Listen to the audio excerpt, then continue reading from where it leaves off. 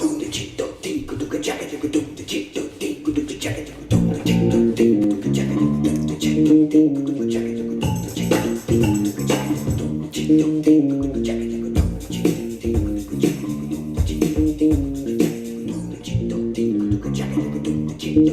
know, it's been a long time since I had something to say. I told you what was going on, then I went away. Now it's been about a year, so I'm coming back to remind y'all what's going on here. Everything I said turned out to be true. All the lies in the media, the gaslighting you. There never really was a real pandemic, or there would have been people pushing wheelbarrows. Dead people in the streets, piled up to here. Dropping dead faster than we could conceive. Bodies piled up like the Spanish flu, but it wasn't like that, cause they're lying to you.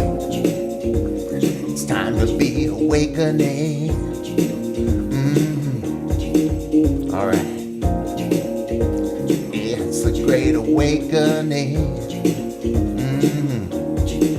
Turns out there were no more deaths in 2020 than in previous years, counting all the other causes. They just moved the deaths from all the other columns, like flu and pneumonia. You know what they called them? They call them COVID deaths. They inflated the numbers to make us all afraid, separate your families to make us feel sad, isolate the children to make them feel bad, terrify them, then deny them basic human dignities they rely on. Human touch, smiling face, fresh air to breathe, a wide open space. Slap a mask on your little kid's face, staph infection all over the place. Why can't people see the fear they're in? This shit is straight up Luciferian. Shit.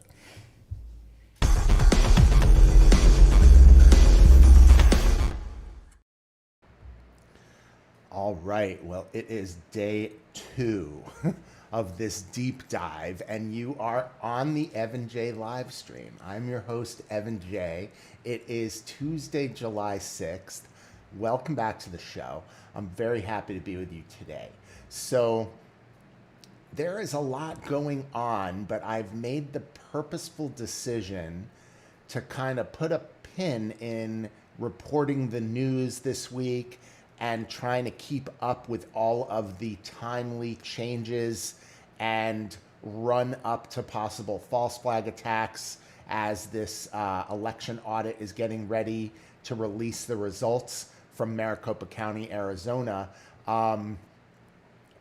This week, I decided to stop everything and do a deep dive with you guys to show you the full-length video by Altiyan Childs, which is exposing Freemasonry. I understand, kind of sounds strange if you're not into following this kind of stuff. And the Freemasons as a secret society that actually, from the beginning of time, has controlled every lever of power and influence in our society. So according to Altiyan's video yesterday, he showed us pages from the Freemasonry manuals, right? I got one of them right here called Richardson's Monitor of Freemasonry. Okay, you can get this on Amazon. You don't have to be a Freemason. So when I saw the video, I ordered some of the books that he talks about, and I can confirm that everything that he showed in the book yesterday is actually in the book, okay? So that's the due diligence that I can do to say, hey, we're learning that people who join this club are taught different hand signs. And then those hand signs are things that they do in photo shoots, magazine covers, things like that, to let other people know that they're in on the secret, and that the people like us who are not part of the club are called in the books, in the manuals, we are called the vulgar, the uninitiated, the profane. We're called fools.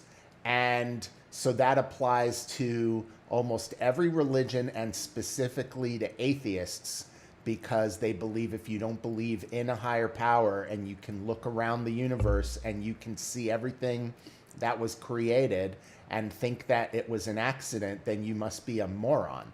So that's the one thing that I have to say I probably agree with the Freemasons on. There's no way that this universe was an accident. It was created by God.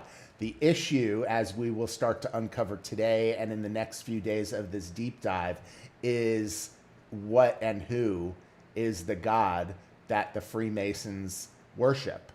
either openly or secretly. So that's what we're going to get into today, okay? So, you know, I'm going to dive right into it because each day this week, we're going to look at this video, which is 5.5 hours in length total.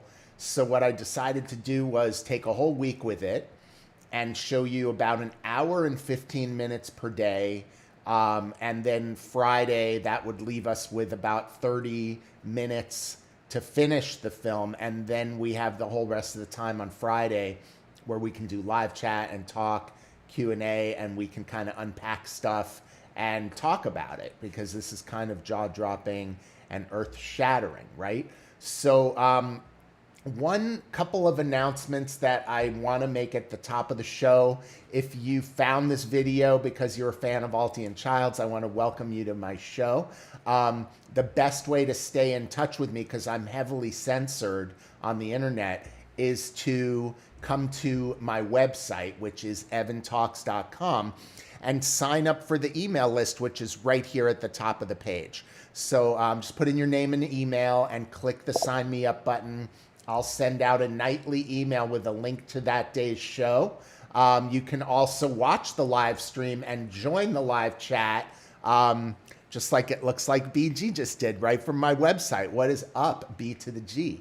So come to my website, evantalks.com, join the live chat, watch the live show, sign up for my email list so that I can get you those updates. Now, if you're looking to find yesterday's show and the replays, all you do is come to evantalks.com. Okay, it's easy to remember, right? evantalks.com. It's easy to spell. And then once you get there, it's really easy to find stuff. So you come to evantalks.com, scroll down to where it says watch the replays on Rumble.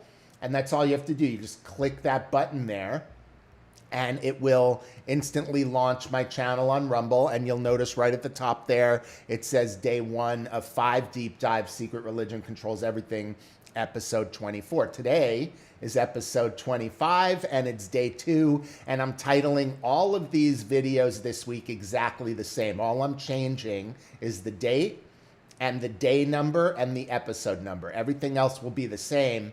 So it should be really easy to find all 5 from now on. So back to this live stream today. So what I'm gonna do is I'm gonna go over to my screen share. I'm going to watch with you the next hour and 15 minutes of this video from Altiyan Childs, who is a wonderful guy, by the way. And I haven't been able to sit down and talk with him, but I was able to contact him through email, and he very graciously responded to my email and gave me permission to take his content and do kind of whatever I thought was best with it to help get the message out.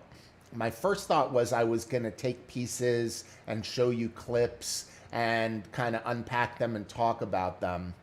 But I spent more time thinking about it, praying on it, and what has come very clear in my mind is that Altiyan took so much care to present this material in a meticulous fashion, and he lays it out so plainly, clearly, delicately, but it's meticulous. And so for me to chop it up and then try to show you just a snippet, all it could do would be injustice to the incredible work that this man has done. So what I decided to do is to show you the entire work of his and to break it up through the week so that you can digest it a piece at a time. And there are long stretches of silence in the movie where he presents a lot of information and then he shows you a slideshow of like everybody you've ever heard of in your life. It's kind of sad. All the celebrities, all the politicians, all the models, all the, influencers. And they're all doing these signs that we're going to learn from these books and from this presentation. And so there's long stretches of silence. So today, tomorrow, yesterday, during those long stretches of silence, I will be on screen and I will be making some commentary during the silence and kind of talking through the silence so we're not just sitting quiet for a half hour at a time. So in the regular part of the movie, you may see my video picture. Here, let me move over there now and I'll show you. So my video picture right here, I might make it go away at times and come back. I really want the focus to be on Altiyan and his presentation, but I also want you to know that I'm here and I'm watching with you, and I'm not going anywhere. So you'll see me here most of the time. I might come and go a little bit, okay? So let's go into this today. Yesterday, where we left off, he showed us the main signs, okay? Those main signs are the all-seeing eye, so that's kind of like the one eye, or the pointing to the eye, or kind of emphasizing the eye. A lot of people do this kind of okay sign where they cover the eye, and today we're going to get into what that actually means. There's also the vow of silence, which we saw in the book, which is like a touch your finger to the lip. And then there's the hidden hand, which is like halfway into here. Check this out. I got a different, so yesterday I had a fish tank. It looked a little, it looked a little fun, and I realized we're in a very serious situation. So I found, I think, a more appropriate deep dive green screen background, okay? So now why did I change screens here? Oh yeah, because I want to show you the hidden hand. So the hidden hand is the hand of, it shows that you're a master of the second veil, and that's a veil of deception. So we saw several examples yesterday of the rat doctor, fake scientist Anthony Fauci displaying the hidden hand at several of his public appearances right before he opened his rat mouth and started deceiving the public and lying about things. Okay, I'm not going to say what that is because we're back on YouTube this week and I don't want to trigger anything there, but it had something to do with masks and sarsaparillas. So where we go from here?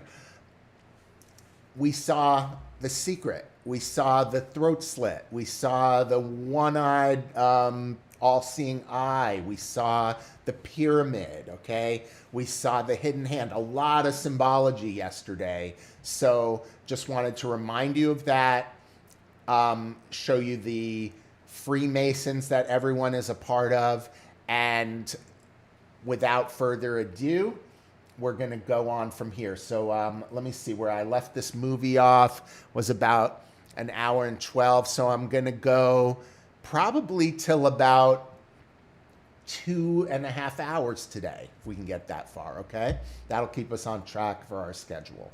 So let's do it. Let's rock. Altiyan Childs exposing Freemasonry, and we continue with day 2 of our deep dive.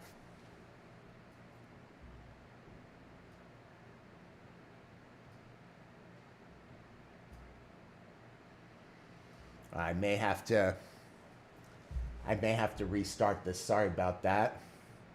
Let me open recent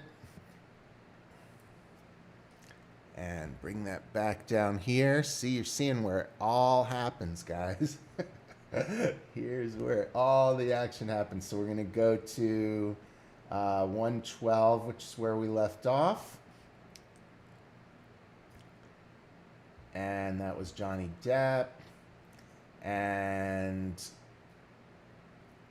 the end of this first slideshow we saw yesterday. Okay, now we're ready to go.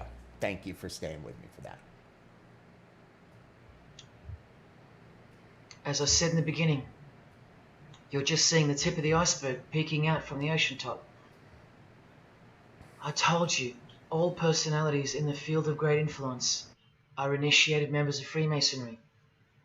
Otherwise, they wouldn't be there.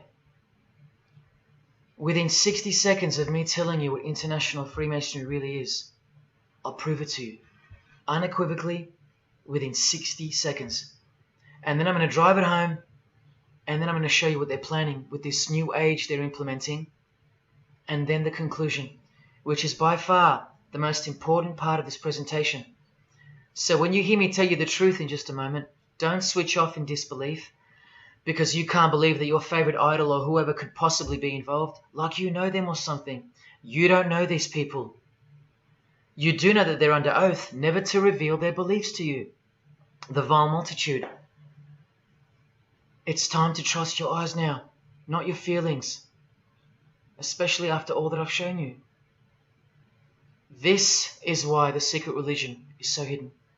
This is why it's so ingeniously designed through layers of lies upon lies, cloak upon cloak, and oath upon oath, concealing the truth for its chosen few.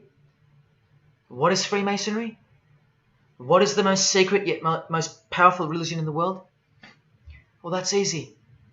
We live in an evil, evil world. So there's only one religion that befits it. Freemasonry is Satanism in disguise. Now start the clock.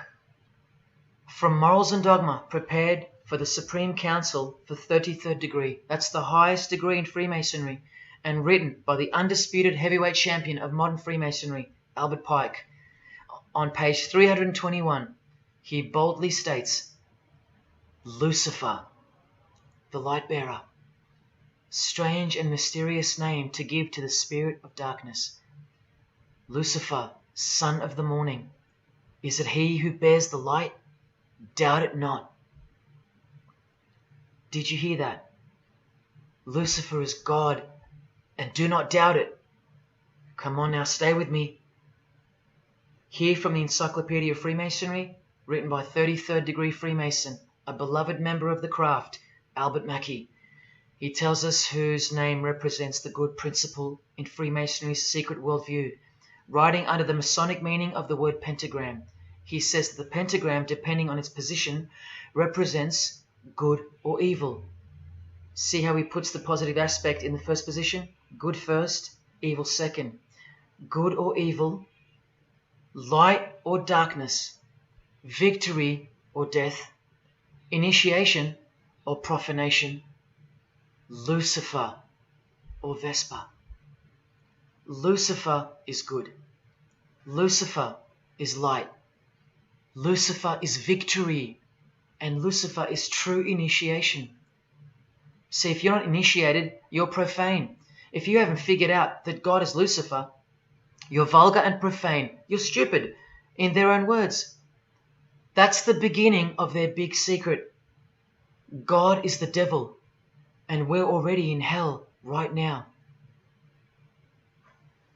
Now from the Freemason of the Century, Manly Hall, and this will make it 3 out of 3 legends of Freemasonry stating the same thing.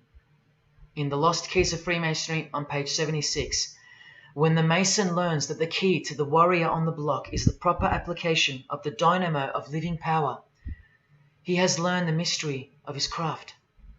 The seething, surging energies of Lucifer are in his hands. Do you see?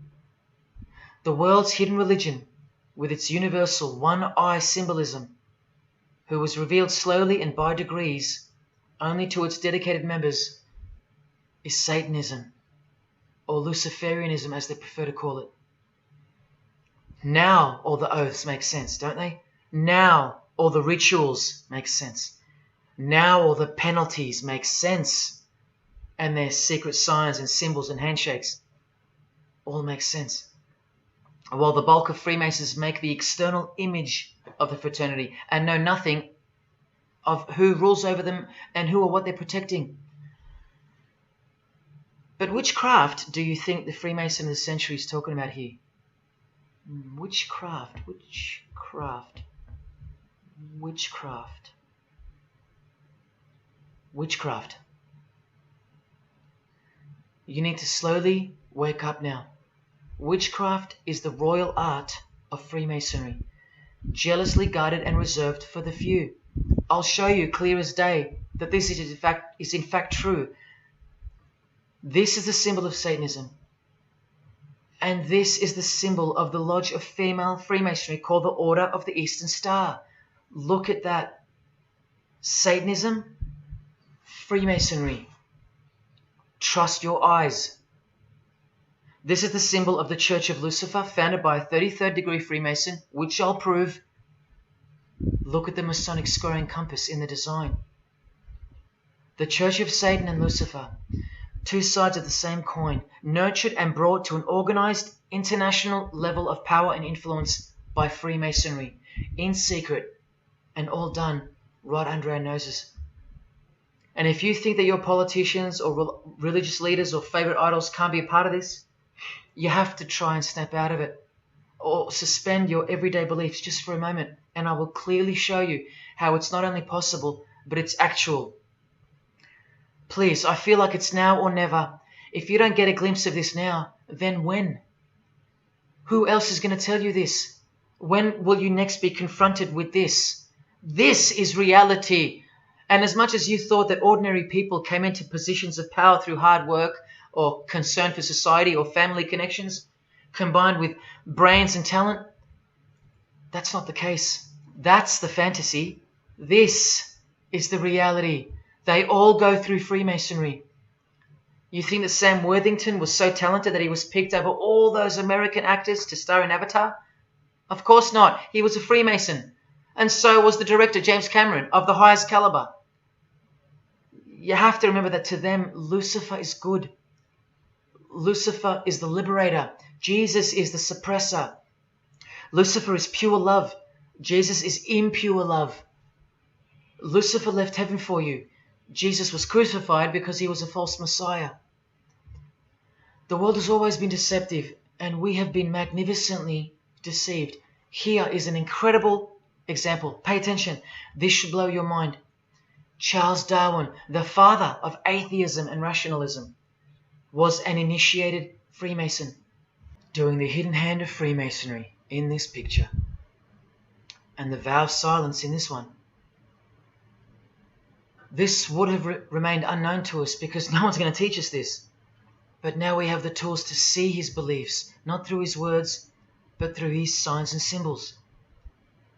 I told you they can't help but to show off their allegiance, because they think we're stupid, vile, and ignorant. And I've proven that to you as well. So once again, are you going to prove them right by switching off and ignoring this? Well, unfortunately, more than 90% of you will.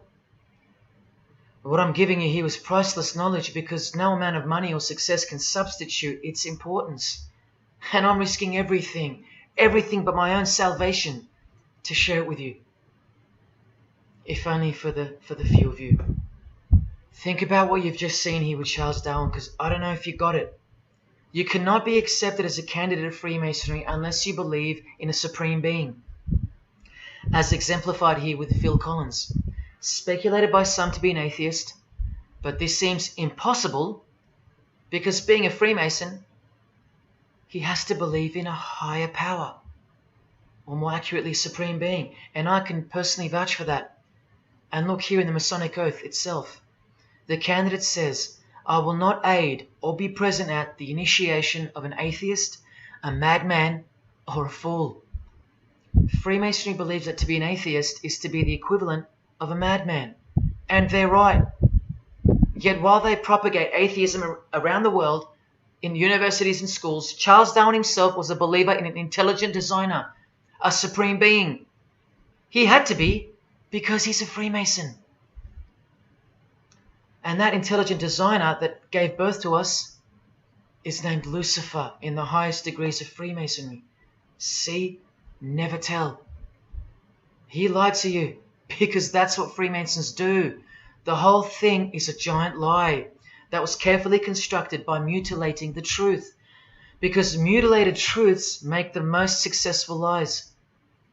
This is the secret to their success: a lying tongue and a lying spirit, from the 1st degree to the 33rd degree, to each other and to us.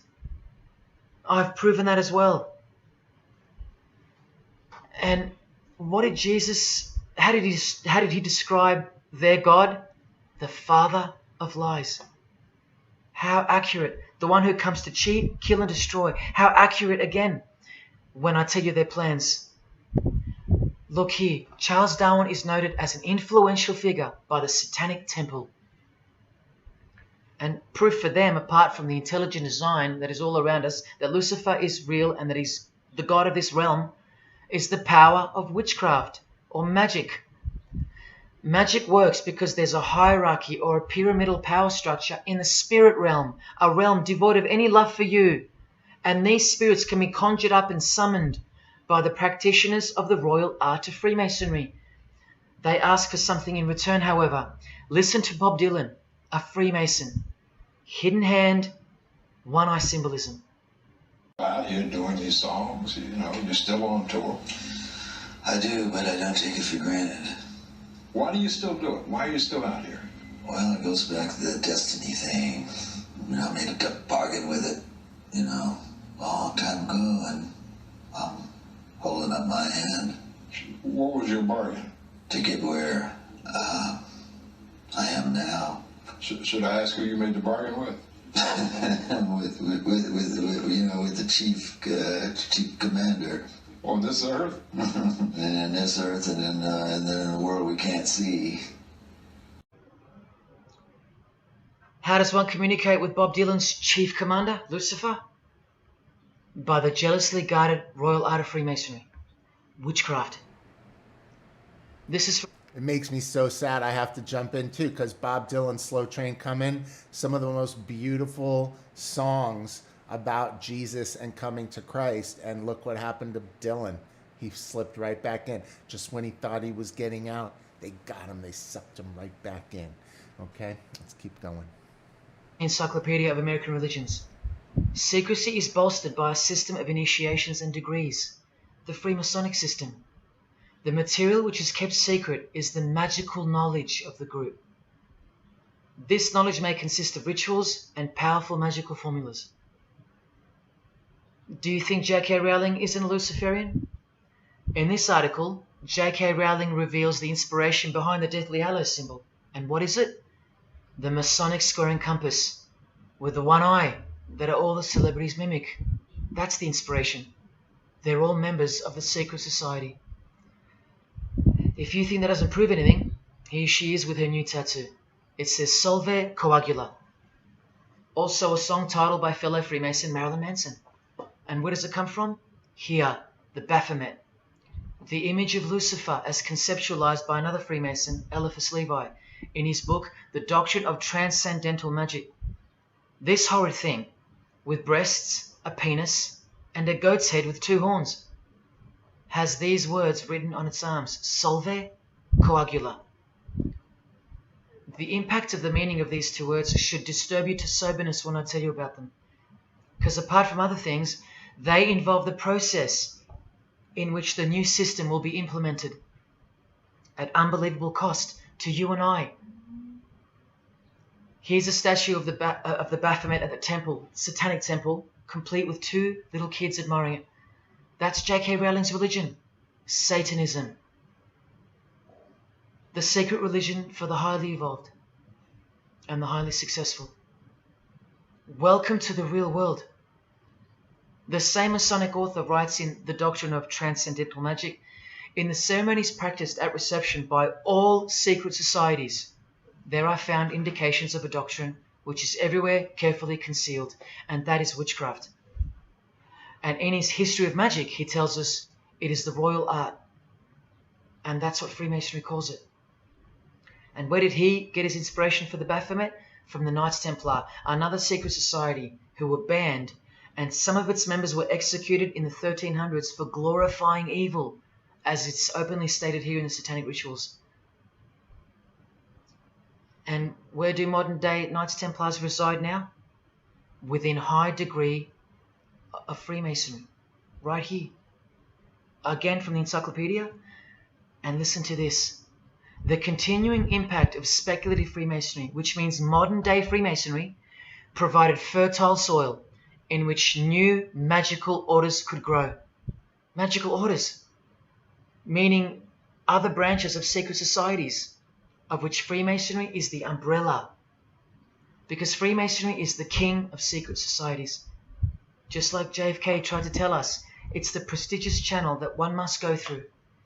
And it is the reason that the oldest religion in the world has made a colossal comeback and is now on the brink of success. Which, as I said, nothing can stop now. except me, I'm just going to stop here for a second. Make sure you're in my closing comments today, or if you have to go early, that you come and catch the replay, because I'm going to talk about a couple of things today, like salvation of the eternal soul. I'm going to talk about heaven and hell, and just what he says is just kind of bringing this to the fore for me. There's so much, there's so much in here. I hope you're on the edge of your seat like I am. I can't stop with this guy. It's like, I've watched this 3 times, so this is my 3rd time through. Let's just keep going, because what are we, an hour and 28? I want to show a whole hour more of this today. So let me just keep playing it. I'll try and shut up. And again from the encyclopedia, the groups wear ritual garb and meet in magical lodges. And where do Masons meet? In the Masonic lodge. Like here with a magical pentagram on their checkered floorboard. Are you believing your eyes, or are you making excuses? Here's another statue of the Baphomet at a satanic temple doing the sign of the horned god Lucifer. The hand sign mimicking the horns on his head. And of course, the upside down cross. And here's Barack Obama doing the same sign. And the sign of silence with a twist. Who do you think he's mocking here? You and I. But mainly Christians. Because Christianity is the one force that has stood between you and the inconceivable horror that is awaiting us and is on its way.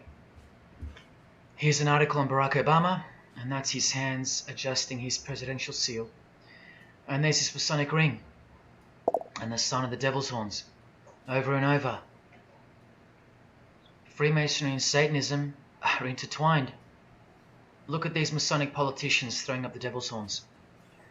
George W. Bush. Look how sneaky and sinister the look on his face is here. And the manner in which he's delivering the sign. In front of the whole world. Is he a fan of rock music? Is he saying I love you in sign language for the deaf, like some people like to say?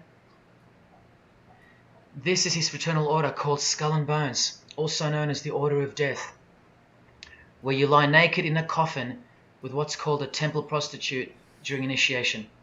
Clearly a Masonic order, with this guy displaying the hidden hand of Freemasonry.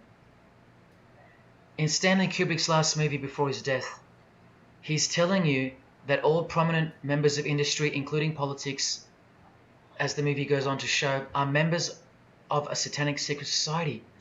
In it, he shows the members engage in an orgy and feast after the ceremony of dedication to their horned god. To identify which secret society he's referring to, he leaves the clues in the artwork. Not once, not twice, but 3 times.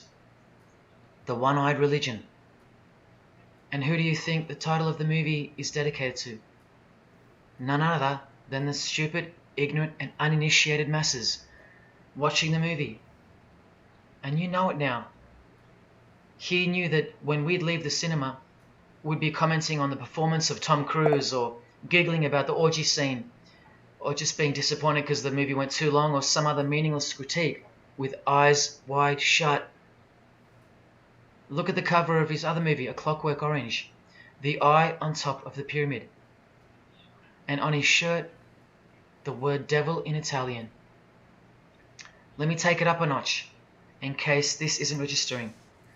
Listen to the founder of the Satanic Church, Anton LaVey, tell us in his book, The Satanic Rituals, which is a companion to the Satanic Bible, Masonic orders have contained the most influential men in many governments, and virtually every occult order has many Masonic roots. This is back in 1972 he said this. Now 40 years later it should read all governments, not many. And why is the founder of the Church of Satan talking about Freemasonry, the most respectable and charitable fraternity in the world, that no one seems to talk about and that we never hear about in school? This is why. Because the Satanic Ritual is a blend of Gnostic, Kabbalistic, Hermetic, and Masonic elements. That's crazy, because Freemasonry is a blend of Gnostic, Kabbalistic, and Hermetic elements too. Any Masonic writer will confirm that. But how can that be? Because Freemasonry is Satanism in disguise. on page 106, every rite of the Black Order employed Masonic principles. Every rite of these Black Orders, one of which was called Freunden von Lucifer, which translates to Friends of Lucifer. And guess what? There are numerous manifestations of Satanism in Masonic ritual, including the goat, the coffin, and the death's head. Please awaken, O sleeper, and let the glorious light of the truth dawn upon your sleepy eyes. How did Freemasonry get away with this? Just like Jesus, the greatest enemy of theirs, said they would, by dressing the wolves as sheep. A satanic underground carefully cloaked in Christian trappings. That's how Freemasonry got away with it. We can't find out about it because they run the media and the education system clearly. John F. Kennedy was brutally assassinated after he attempted to inform us that we are opposed around the world by a monolithic conspiracy. Did he know that Lucifer was the god of Freemasonry? I don't know. The Grand Master of my lodge, who was the mayor of the city, was a 32nd degree Freemason. That's one short of the top, one short of the true beginning of the secret religion, and he had no idea what Freemasonry really was. After 42 years in the lodge, they never invited him into the 33rd degree initiation because he couldn't see past the Christian trappings, as they were designed to do exactly that, trap the Christian, or trap anyone else who was too sensitive to behold the truth. Thus, Freemasonry could halt their progress at any time without suspicion, because it's a rare thing to reach the 33rd degree, and every Freemason knows that. So that there are no rude awakenings that take place with those that aren't ready to embrace Lucifer as the true god of Freemasonry and the world. This is an ingenious system, birthed by what must have been demonic inspiration. Anton LaVey says that this ingenious system I speak of serves as a rudimentary screening process for organized Satanism. Exactly right. It's a filtering process, as I've said earlier. An international filtering process from which men and women are picked and permitted to enter the world stage. And I'm saying all this for those who naively think that politics and magic ritual do not mix. That's the founder of the Satanic Church. He admits that. I need to pop in here for a minute because I'm reading this book called, I forget the exact name of it, but it's like CIA Deception Techniques. And the entire forward of the book and a lot of the chapters are devoted to a former magician that was hired by the CIA early on in the 40s and 50s to teach CIA agents the magic craft of deception and sleight of hand and other things. And a lot of the spy trade, the book goes on to reveal, is actually rooted in the very same skills that magicians use to deceive people who are watching them do tricks. So what Altiyan is saying here is right on point, because the layers of degrees of masonry cloaking the deceptions so that even their own members can climb almost all the way to the top and still have no idea what actually awaits them if they were of the correct corrupted spirit, so to speak, to make it all the way to the top. Very interesting stuff. That were never heeded because no one cares. How else did the Freemasons pull the wool over our eyes? The companion to the Satanic Bible tells us that as well. By filling the world with fools. And who's the biggest fool in the eyes of Freemasonry? An atheist. From the Encyclopedia of Freemasonry. One who does not believe in the existence of God. Such a state of mind can only arise from the ignorance of stupidity. All this time, you're laughing at Christians, and the Freemasons are laughing at you. All right, here we Here's go. Brad Pitt, wearing his Masonic ring and covering his eye. Now here's a genuine quote from Brad Pitt, the Freemason. In short, I could really try on something different for myself. That was Satanism. It's working out really well.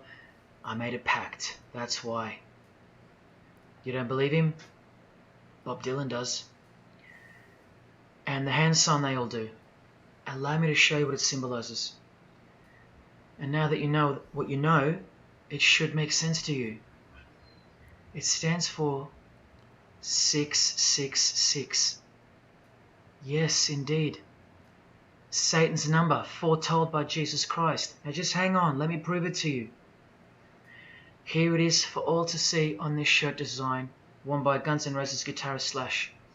See the I in the middle of the 6? Repeated 3 times. That's 666.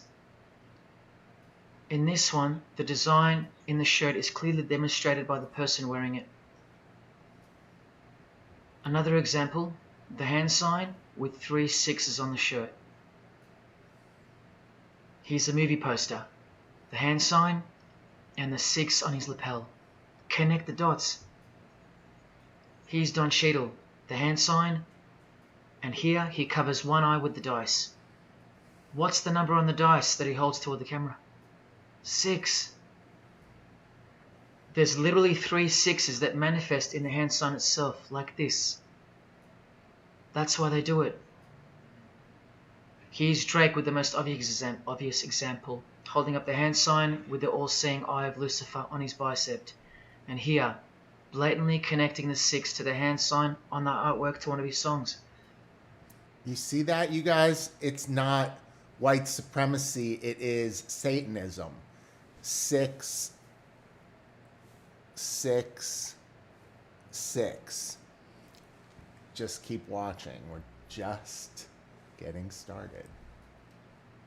The hand sign over one eye, obviously signifying a 6. This is proof. The number is mystical and it's grounded in reality, and it's related to sex rituals within witchcraft. You'll see, I'll show you. But if that's not enough, there. Drake is clearly intending that hand sign to be a way of communicating the number 666. A hater of Christianity and Jesus Christ. But I wonder why. He has everything he desires. Christians aren't suppressing him. He doesn't hate Buddha or Muhammad. None of them do. No. Jesus is who they hate. But they protect Freemasonry by communicating its presence in their lives, not by word, but by symbols and signs. Disciples of Lucifer. While you don't believe it, they take it very seriously, and they mock you by displaying it in your face. They know the truth. The chief commander, the one at the top of the pyramid, is Satan, the god of this world, just like Jesus told you who he is. Britney Spears doing the 666 over the eye, and look at this, the devil's horns while she wears the seal of the US $1 bill, designed by Freemasons. Kind of makes me wonder if Britney wanted to leave Freemasonry or not play along, and that's why they put her into this lifelong slavery conservatorship. Interesting side thoughts there. You know why now. You just have to stop denying it. Freemasonry is Satanism in disguise. This is how they tell you. Let's go to Britney's close friend, whom she tongue-kissed in front of the world, sexualized as these people are, and for all the girls out there to be inspired and corrupted by. Madonna, wearing the same Masonic design as Britney. 666 hand sign, the one eye symbolism, and the vow of silence. The vow of silence with her fellow practitioner of witchcraft. The Masonic eye in the triangle behind her, and now the upside down cross of Christ on her outfit. A member of the secret society who hates Jesus with a passion, as you can see here with Lucifer, the god of Freemasonry, giving her oral sex. Deep despisers of Christianity. Are you wondering why yet? The sign of the devil's horns here, meaningfully placed and done with precise intent, like with all of them. And here teaching her poor children to follow in her footsteps. Truly only God knows how many young people she's perverted in her career, all orchestrated by Freemasonry. Here's the founder of the Church of Satan again, Anton LaVey, showing the horn sign. The horned god of the witches, as illustrated by Una Woodruff in her book Witches. And here, with a member of the Agora sect of Hinduism partaking in a ritual of the oldest religion of the world. She's drinking blood here from what? A human skull. Sound familiar? That's right. That's what all the high-level Freemasons do, except they use wine, until they themselves are invited into the secret religion. It's ritualistically done to gain magical abilities, not a myth. And look at her hand sign. It's also known as the El Diablo. Do you still think this hand sign is a joke, or it's misunderstood or misrepresented by people like me? Look at the cover of Anton's other book called Satan Speaks. Look at the eye. He has one eye emphasized. Can you see? What about the image of Lucifer in the Satanic Temple? Look at the right eye. It's darkened. You ready for this? From the Bible. And this passage is thousands of years old. Woe to the worthless shepherd. His right arm shall be completely withered, and his right eye shall be utterly darkened. Where do you think this hatred for Jesus comes from? Do you think it's because we've outgrown it? Or because it speaks the truth? Who do you think this worthless shepherd with one eye darkened is? And who said, I am the good shepherd? Who said that? Jesus Christ is the good shepherd, not the worthless shepherd with one eye. You think this is all just a coincidence? Just hang tight a little longer and you will see some wonder.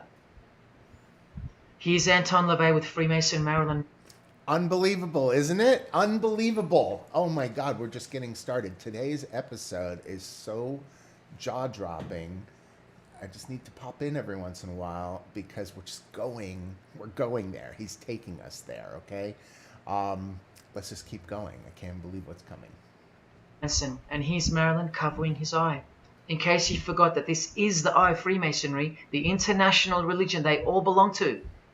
Here he is giving the sign of the Master of the Second Veil, the hidden hand of Freemasonry, along with his Masonic ring. You know how many presidents and journalists and common men have tried to expose Freemasonry? Or get it shut down, get it banned? Well, those days are long gone. Marilyn Manson, the Freemason who tears the Bible into pieces on stage during his performances, he captured the fundamental purpose of Freemasonry's existence very well when he said in an interview with Spin magazine in 1996, "Hopefully I'll be remembered as the person who brought an end to Christianity," echoing the dreams of grandeur, just like his spiritual father. Now Kesha, one-eye symbolism of Freemasonry, the eye in the triangle, and the sign of silence. So she's a member. And behold, an inverted cross in her music video, inverted cross on her outfit, and a satanic pentagram on this outfit, just like the symbol of female Freemasonry. You think none of these Freemasons look like witches? Really?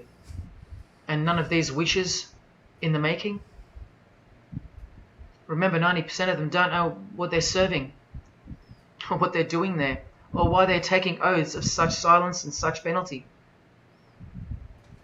Avril Lavigne does, showing her allegiance with the one-eye symbolism, participating in lesbianism in a video, influencing the masses, subtly stealing her innocence. And what's on her helmet? One eye. And doing the El Diablo with pentagrams at her concert. Anthony Bourdain with his one-eye symbolism. He was openly a hater of Christianity. And what kind of woman would suit a man like this? Well, a fellow member of the secret society who hates Christianity too, of course. Asia Argento. One-eye symbolism, again and again. The sign of Lucifer's horns. And this pose of his image. Remember the Baphomet. There's Asia mimicking its pose, complete with the finger position. Creatures with breasts and an erect penis and a goat's head.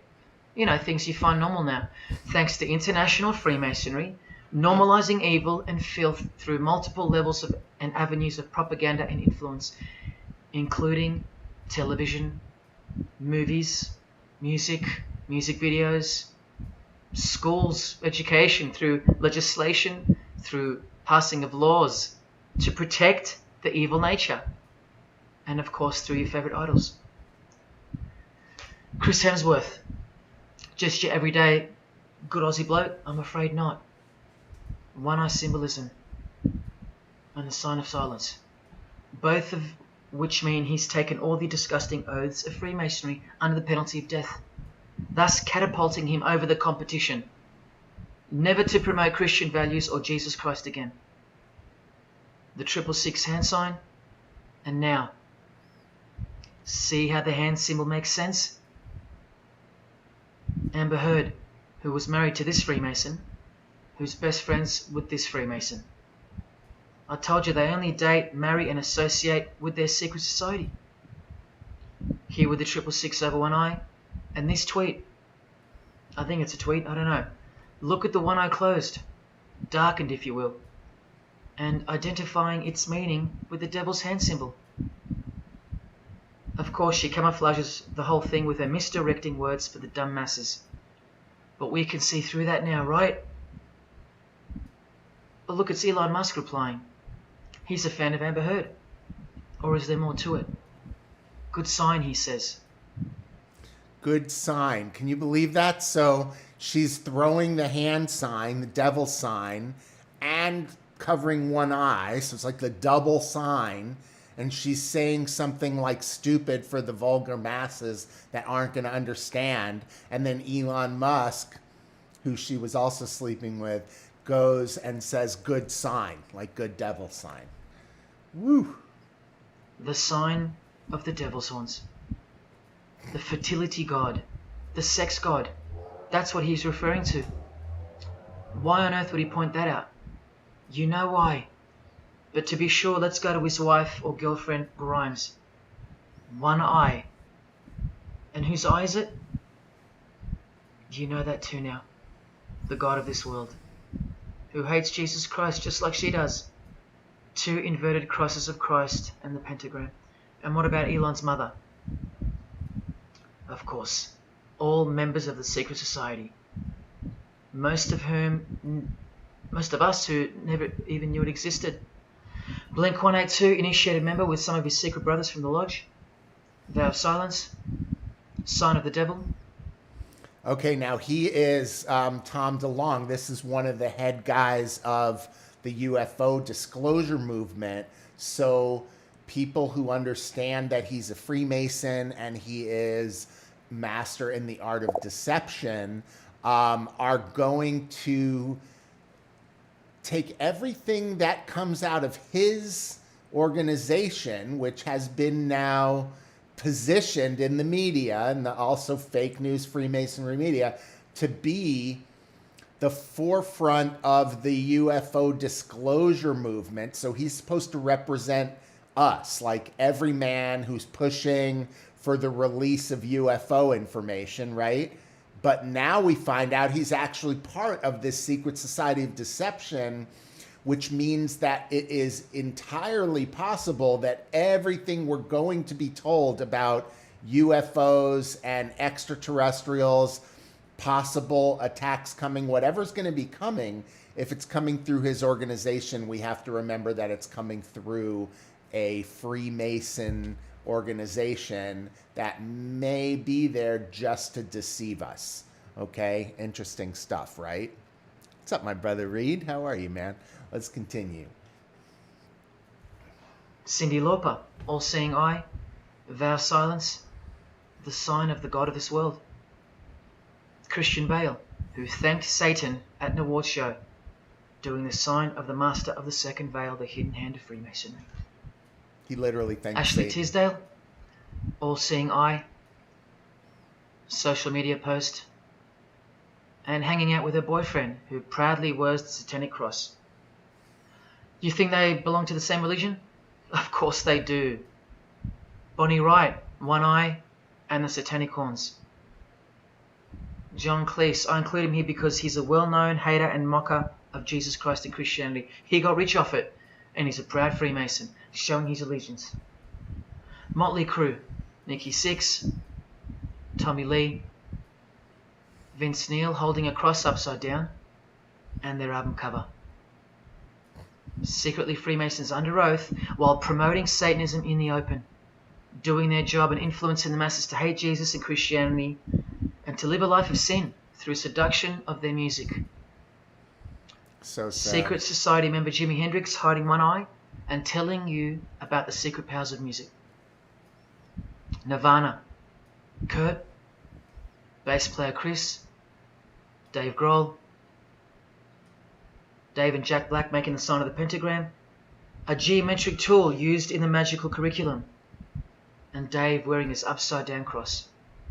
Hard to listen to all those beautiful songs he's written now. Sure is.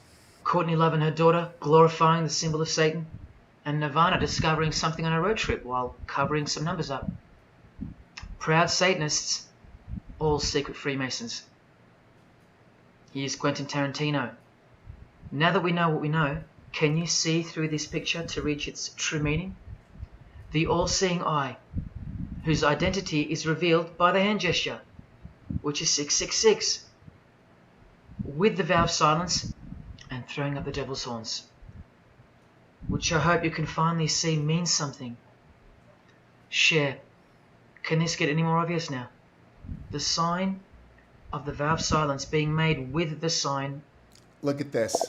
Look at this here. This is classic Freemason Satanism, flaunting in the face of the vulgar, uninitiated, profane public, okay? The stupid, idiot, gullible sheep public, okay? And this is like how Cher is basically using the language of like, this was the LGBTQWXYZ push that was saying no hate. So it was supposed to be for tolerance, right?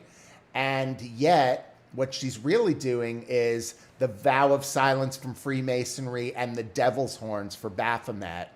And basically saying to the stupid, gullible public that's, oh, isn't Cher great? She just wants human rights. And she's like, you guys are stupid motherfuckers, and fuck you, and I hate you. And I hate you. And fuck you, you're so stupid. You don't even know what I'm doing. Right? Like, wow, right? The devil, telling you that the secret which isn't to be spoken of is Lucifer, right there in front of you.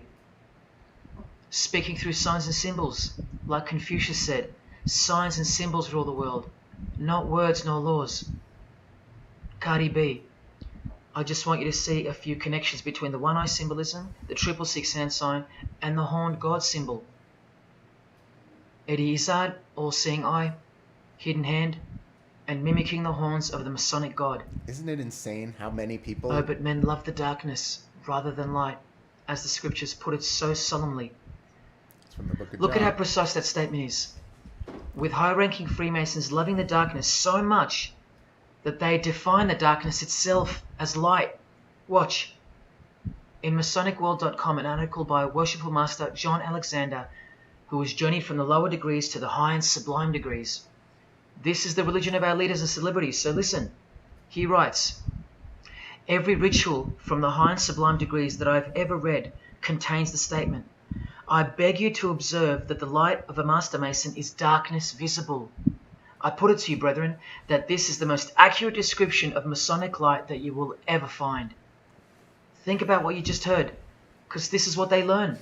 Masonic light is darkness. And this is before they enter the real religion of Freemasonry, Satanism. That's why in the high degrees the ritual states to the candidate, I beg of you to observe, meaning to ponder, to contemplate what they mean by the statement. My 32nd degree Grand Master, he never understood. And they don't push you, remember? It's all a screening process to weed out the weaklings who can't handle the truth. the truth that this is how the all-seeing eye sees things. Evil is good and good is evil. Look at what he says immediately afterwards. In keeping with our normal Masonic practice of burying our important truths deeply, the ritual sets out to immediately disguise this truth. Usually people bury their lies, but Masons bury their truths. Because their truth is that God is the devil and that we are in hell. So everything has to be flipped on its head in order for things to make sense in this place where lust creates life, where might is right, where compassion is weakness, and of course, in order to succeed. Look here, with another Freemason of the highest degree, Helena Blavatsky. She writes in her book, The Secret Doctrine. Doctrine means belief. So the book is called The Secret Belief. The Secret Belief of Freemasonry.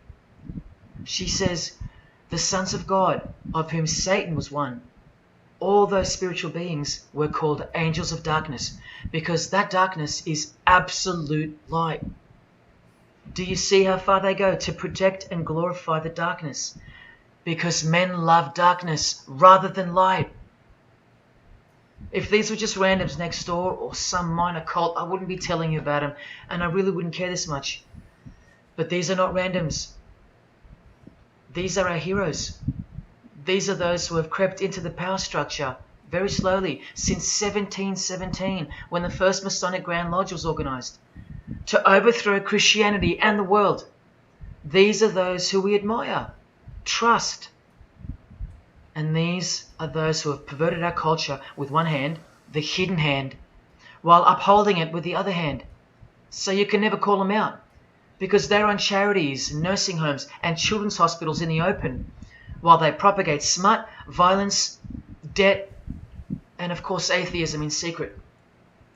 While a plethora of everyday distractions are endlessly supplied to us through entertainment and news, plowing through our lives. That's political Freemasonry, politicizing everything, including entertainment, supplying you with their heroes and their idols. And now that 95% of the world have been spiritually disarmed by thinking, oh, the world is a good place and Jesus is a myth, they've rigged our infrastructure and they're about to bring it down so they can build up their new world from the ashes. A completely new system of life on this planet is coming. I promise you that. In a book called Satan's Master Plan, LaVey affirms his commitment to destroy Christianity. Now check out Anton LaVey, once again in perfect parallel with Freemasonry, stating in the Satanic Bible, waiting at the darkness visible for that bright and morning star. Bright and morning star being a reference to Lucifer. The exact same expression as the Freemason and worshipful master John Alexander that we just heard describing Masonic light. Darkness visible. Identical language. Because Freemasonry is Satanism in disguise. This is what the initiated queen of Freemasonry, Helena Blavatsky, says of the bulk of Freemasons in her book. The knowledge of their members about the full signification of their symbols is nil. And that's of course true to the Freemasons listening. How do I know she's a Freemason? Because her diploma was reproduced on page 66 in Freemasonry Universal, Volume 5, Part 2, in the Autumn Equinox, 1929. And also because she's displaying the Masonic penalty sign, like all these Freemasons. Drew Barrymore, all-seeing eye, vow of silence. And see, the symbol of her secret God. Elijah Wood, one eye, hidden hand of Freemasonry, and the devil's horns. Sammy Davis Jr., the eye of the Freemasons is the all-seeing eye of Lucifer. Because here he is with Anton LaVey, the founder of the Church of Satan. So when you see him hanging with other celebrities like Bill Cosby, can you be sure that they belong to the same religion? Sure you can. I told you they don't hang out with the uninitiated. You think the Rat Pack weren't Freemasons? Well, here's their leader, Frank Sinatra, doing the hidden hand. All right, this is coming up, one of the most extraordinary slideshows. Now that you know what you're looking at, this is like a half hour coming up of just silent slideshows. this just absolutely extraordinary. I'm not going to say anything. I'm not throwing any comments up right now. I want you guys to look at this. What's up, Alex? I see that you're here. Everyone who's here, if you missed yesterday's and the beginning of today's, please go back and watch. If you're just tuning into this now, you don't even know what you're looking at. If you've been watching, you'll never see the world the same again, ever.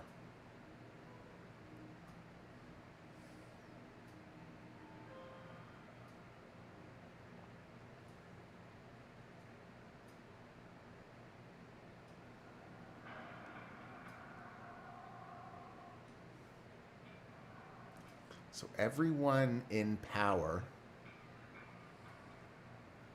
and influence, celebrity, politics, culture, they're all initiated Freemasons. Yesterday we saw all of the oaths they needed to take, the oath of silence or death, and the symbols they learned, the hand symbols, so they can recognize each other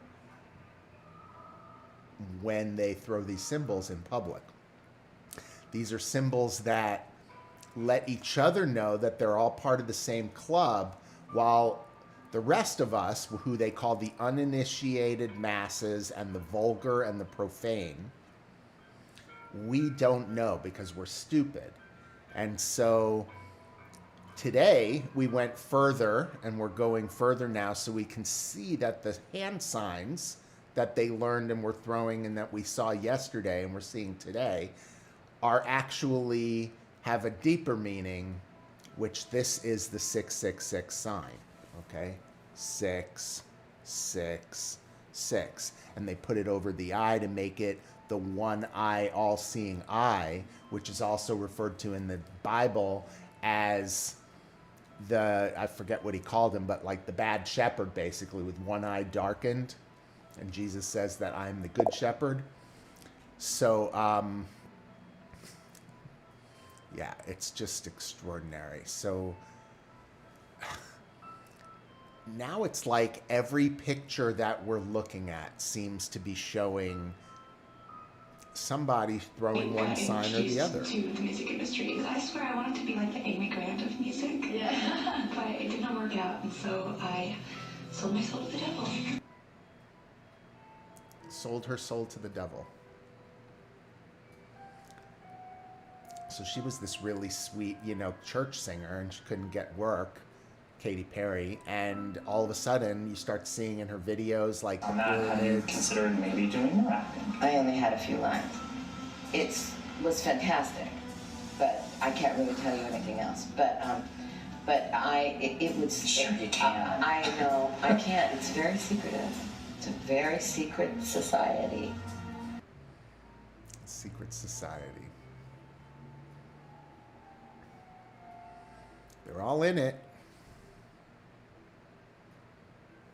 They're all in it.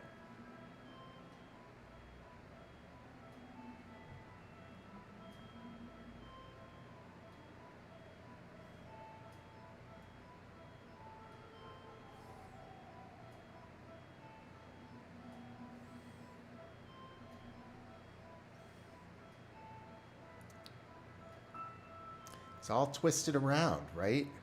Good is evil. Evil is good. Nature is God. Nature is the law because it's survival of the fittest. And do what thou wilt is a tenet of Satanism. And it's kind of like the strong survive and the weak get eaten. And that is a tenet of Satanism. There's those secret hand signs so they recognize each other. Man, I remember him from General Hospital. Can't believe he was devil dude all along. And all of the music here, look at this.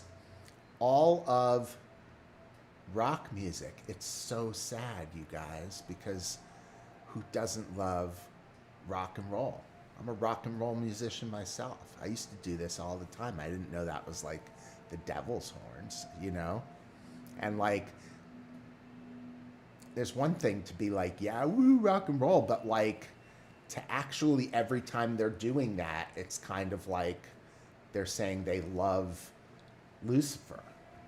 And I guess they made a deal, like Katy Perry said, she sold her soul to the devil. So she got fame and fortune. She didn't have it before. Now she has it because she joined the club. She puts the pyramids and the all-seeing eyes and all that stuff and sings about kissing girls. And all of a sudden, she's like super famous. And that's a perfect example of how you do it. But it's really interesting that she uses the words, I sold my soul to the devil. And Bob Dylan said, you know, he went and made a bargain. It's really interesting because, you know, if you sell your soul, I'm going to talk about this in the closing comments today, okay? If you sell your soul, look at this. Rock has always been the devil's music. You can't convince me that it isn't, said David Bowie. David Bowie, who was the lightning flash across the all-seeing eye of Lucifer. Check this part out now. All these people with these lightning flashes that are going to start to come up.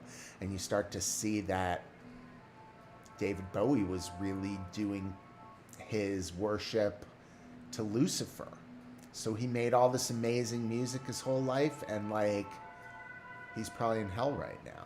So like it's so sad, right? And all these 666s, and it's like it's so sad, but it also, it's really, look at these, the upside down crosses, and the thing that gets me as a Jew yogi who loves Jesus is everything the Christians said from the 1960s and 70s or even 50s onward was right. And this proves it. Everything they said was right. Rock and roll is the devil's music. They're trying to corrupt our youth. Like, everything they said was right. And it's like, wow, right? Like, wow. And now there's like proof of it. And we can see it, and we see the result of our corrupted culture now because we're in the end times. Here's Lady Gaga doing the same lightning bolt that David Bowie did. You don't get this right now. I swear to Lucifer, I'm gonna. She swears to Lucifer. Watch this. Watch this. Lady Gaga is so disappointing when you learn all this. Check this out. Or maybe they'll come back to her. Oh, yeah. Watch this. Watch this. Poker facing with your sexuality. When I was making love to my old boyfriend, I used to think about women sometimes. Oh, good Lord. I'm sure he was delighted when you told me. You see that? Oh, good Lord. And she has to cover her eye. Like, it's like a superstition. She has to do it because he's like swearing. When he says, oh, good Lord, to Jesus, it's like swearing. So if someone swears, you know what I mean? And it's the opposite. It's the inside out backwards of it. And this was really sad. James Bond with the hidden hand. Man, check this out. Daniel Craig falls from grace. Look at this.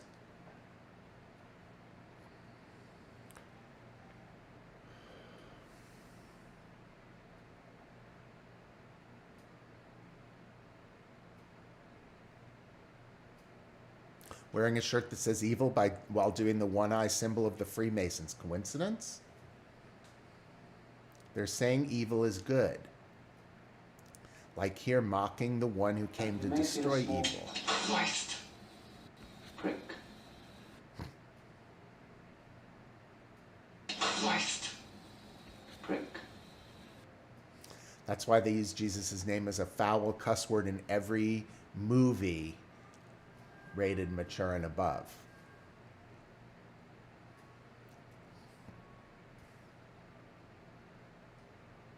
It's really interesting, right? There's Daniel Craig, man. He's throwing all the signs. The hidden hand and the vow of silence and the 666 and the one eye. Yeah, no one says like, Muhammad, damn it. They say, Jesus Christ, you know? They don't say, Buddha, damn it. They, you know, it's only God, damn it. And Jesus Christ, you know. Really interesting. And then all these people, if they're not Satanists, they're the least creative models I've ever seen because they just copy each other's poses. And so they're either art director or photographer is just really stupid and only has 3 ideas and tells everyone they shoot to do the exact same 3 poses, or there's some other there. Do you see where I'm getting at here? There's a there. I don't even know some of these people, but they're all power and influence, and we see the hidden hand in the Freemason guidebook. There's the devil's horn, some chick with the devil's horns with an upside down cross tattooed onto her head. Freemasonry is the sheep that hides the wolf's clothing, okay? The wolf is coming. The wolf is here. Devil's horns.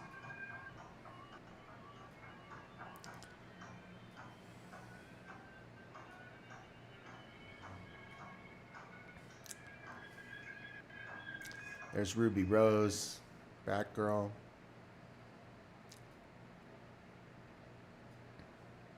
Russell Brand, Ricky Gervais. Man, Ricky.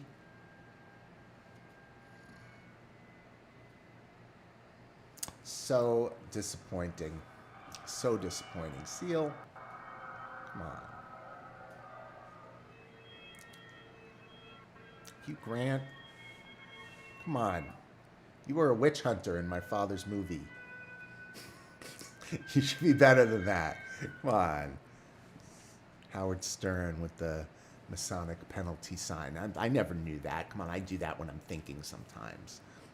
And then I'm going to have to throw that one up. I agree, Greg. I agree. Look at all this. I mean, just because people use and pervert the signs doesn't mean, hey, Alex, now I'm going to give you a proper hello. My friend Alex from Polytech is here in the house. This is just so sad. I mean, and it goes on and on and on. So it's like when you came in, we were just getting started. I didn't want to be talking over it. But this is so disappointing. And it's like, but like Altiyan says, there's nothing that can stop what is happening and what's coming. And that's because when you see this, Willem Dafoe, I worked with him 3 times. When you see this, you can't unsee it, right? And it's like everyone's a part of it. And so if you go and you try and expose it, you're just going to run into someone who's part of it. And it's like Rosemary's Baby, where she goes to the doctor thinking that, you know, he'll help her, but it turns out he's part of the cult too. So he just returns her to get abused. This is scary. It's sad. It's disappointing. It's shocking. Okay.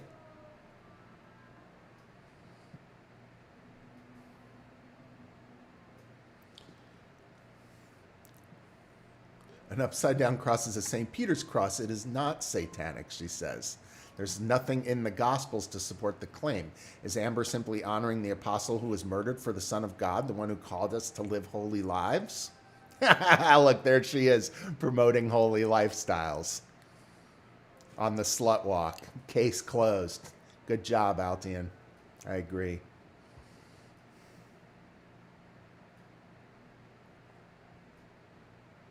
.666 shirts. I mean, I didn't even realize so many people wear .666 shirts. There's Kiefer with the hidden hand and the devil's horns. They're all in it.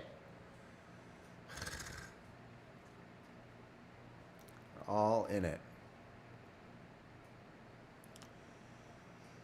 Man, I got the 666s. They were in the pentagrams.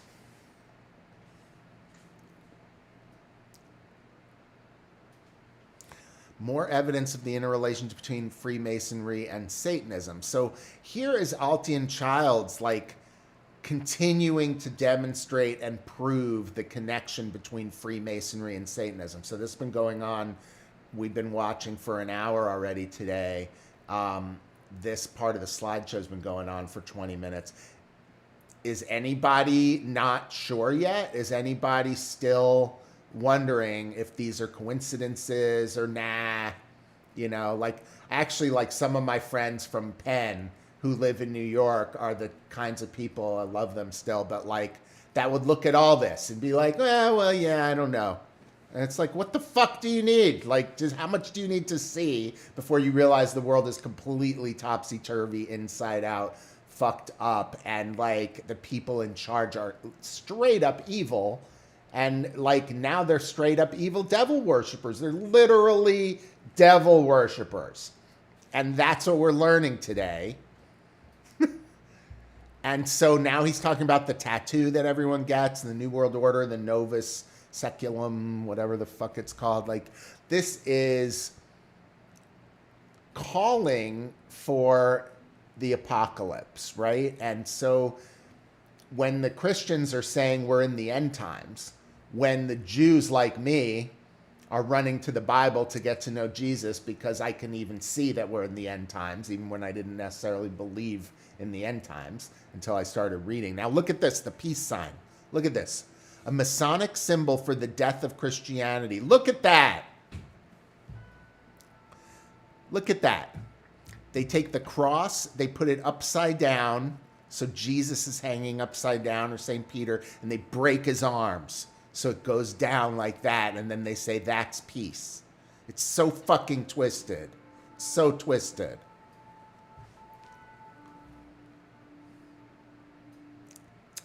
Leonard Nimoy. Man. We should have known he was evil, actually. We should have known Spock was evil.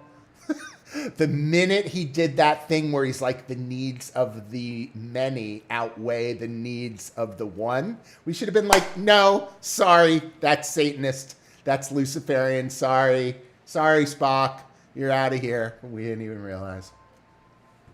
We didn't even realize.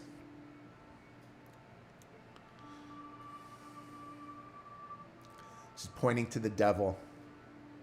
The devil is God. The ancient snake, the one called devil or Satan, he who deceives the entire inhabited earth. Miley Cyrus, the number of her God and the vow of silence. There she is, the 666 son. Member of the one-eye religion. Yep, the one-eye tattoo.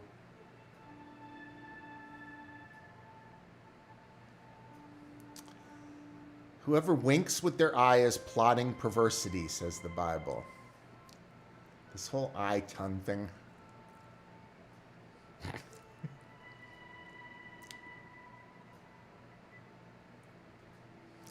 Brood of rebels, offspring of liars. All of them under the Masonic oath of secrecy. You know? With the pyramids and all that stuff. Is her father a Freemason too? Is Billy Ray a Freemason? I didn't see him with any of those signs. I think he loves Jesus. Anuit winks.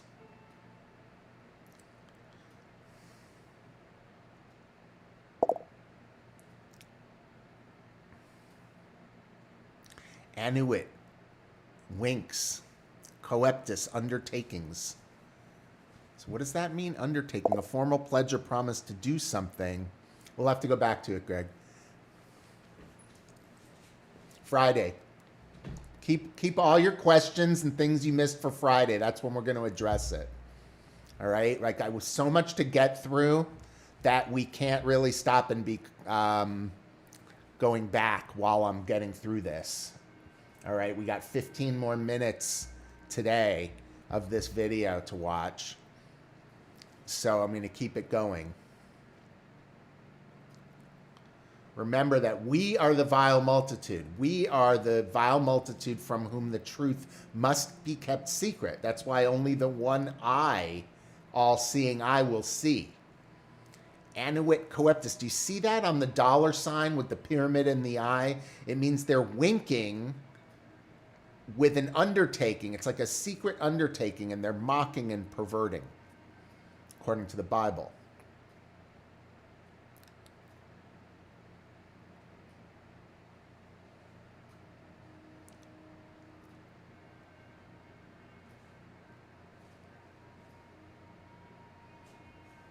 Whoa, you see that? That's insane. You see that?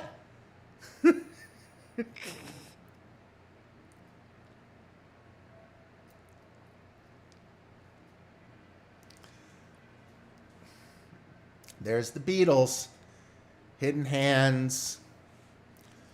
Hidden Hands. There you go, 666 with the Beatles, the secret Masonic handshake, the one eye, all-seeing eye, the 666, Ringo, the devil's horns, Ringo. Look at the Beatles with the 666 in the devil's hands. From the earliest days of rock and roll. The earliest days, my friends. Past masters. Look at that, the Beatles. I worked at Capitol Records when that came out. Holding the upside down cross.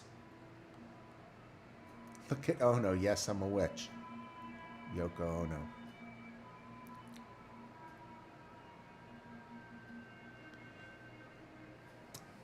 I played Judas in Jesus Christ Superstar, and ironically, it led me to start loving Jesus. Actually, so thank you, Andrew Lloyd Webber. You didn't mean to, but you helped me get to Jesus.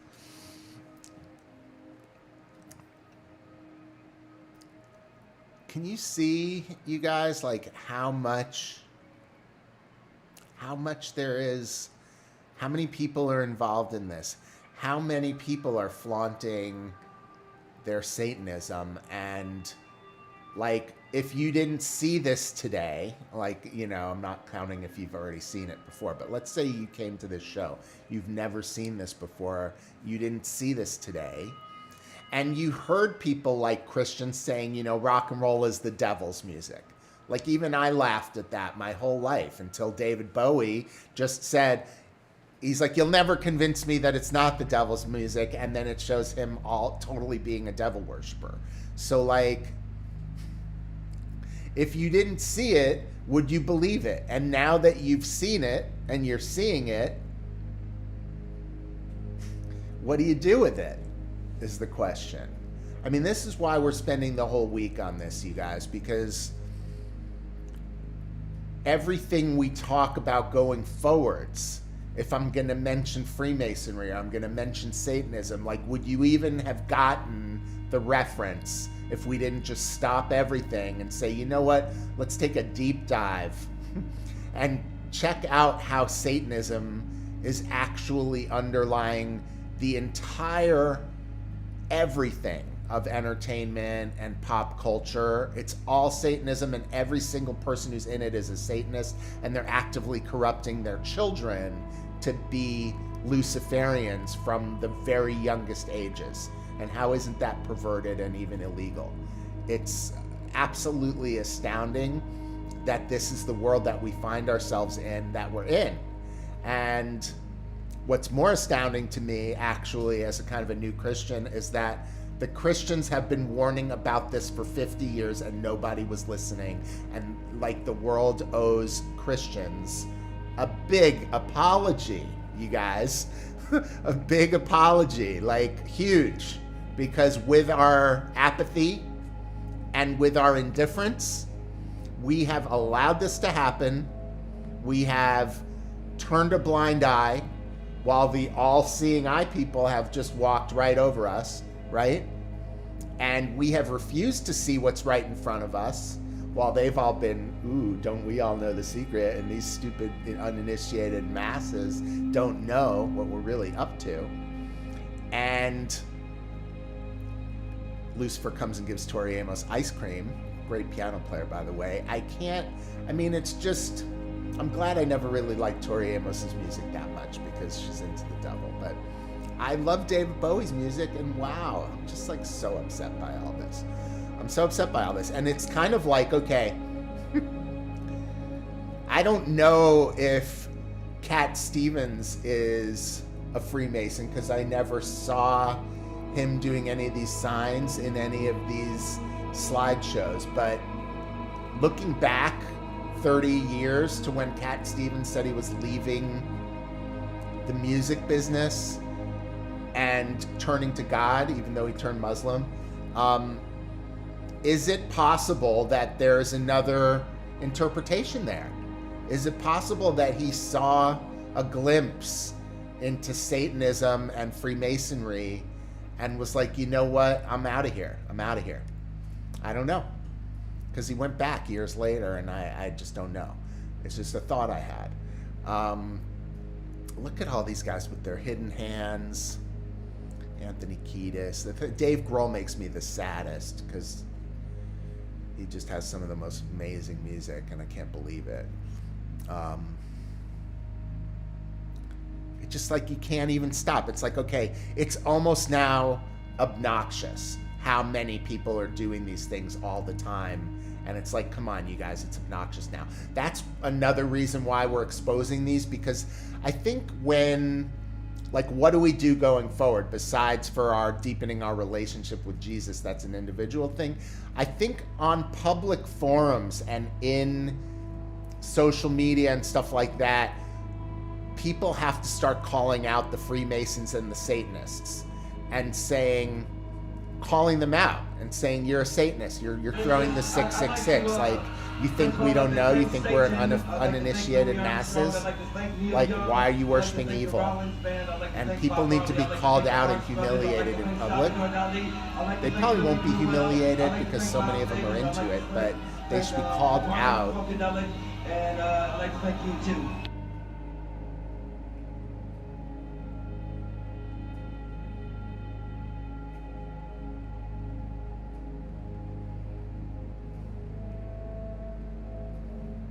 Louis Armstrong, Neil Young, Henry Rollins,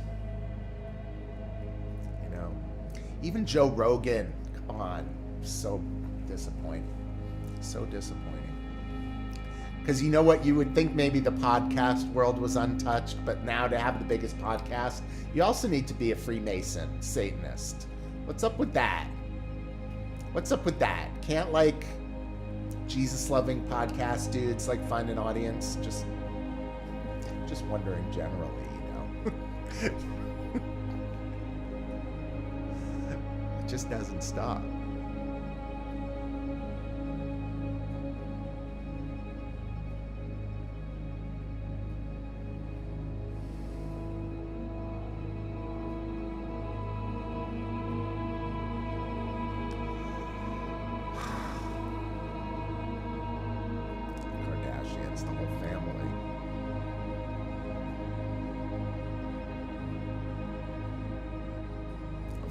The whole family, right? Favorite James, super freak. Fake Christian converts mocking and degrading Jesus. Okay. So, very interesting.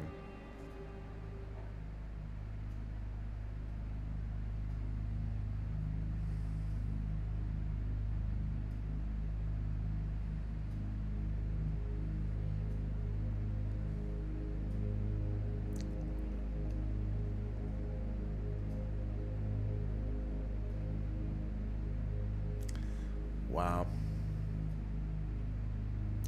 Biebs. Look at Biebs. So sad.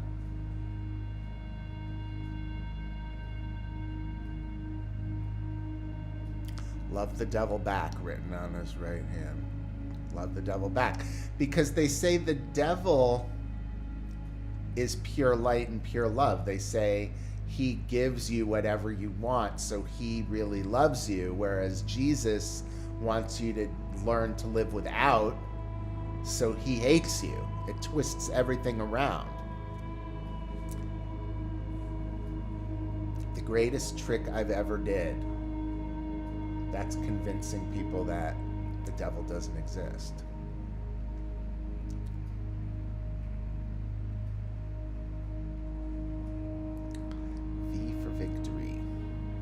So it's not peace. It's V for victory for the devil. And the peace sign, like we saw before, is an upside down cross with Jesus's arms broken, so they're hanging down. I'll never draw a peace sign again. It's so sad. It's like the saddest thing in the world. And like the peace sign is the saddest thing in the world. And to look at like John Lennon and Yoko Ono, and they really pushed that stuff. And they were both Freemason Satanists who hated Jesus and participated in creating this and pushing the symbology of the broken Christianity. Christianity broken, that's the peace sign. Turn Jesus upside down on the cross and break his arms so they hang down, and then you have like the peace sign. It's so gross. It's so gross. And so a lot of the people who used to be like the peace movement is the devil movement, and it's just like, who would believe it? It sounded so odd and strange, right? It sounded so odd. How could people who are into peace be into the devil or evil or hate God? Look at this.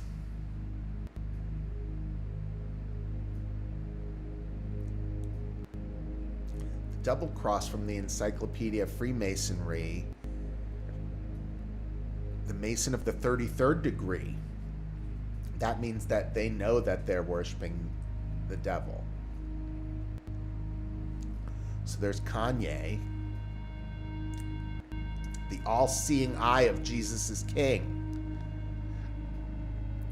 So look at how, wow.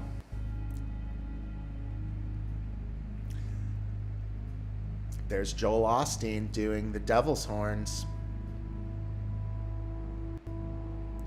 There's Joel Osteen and his wife, no, doing the devil horns.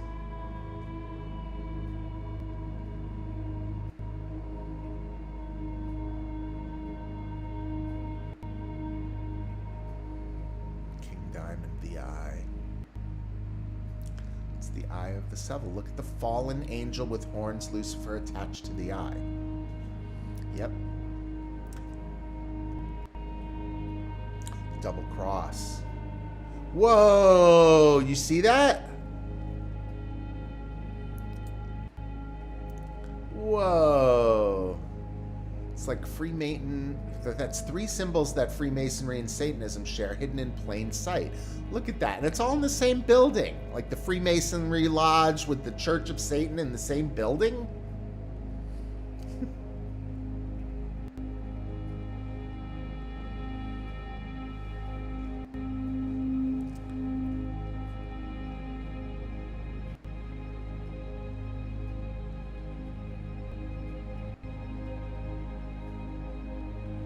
I don't know who that is.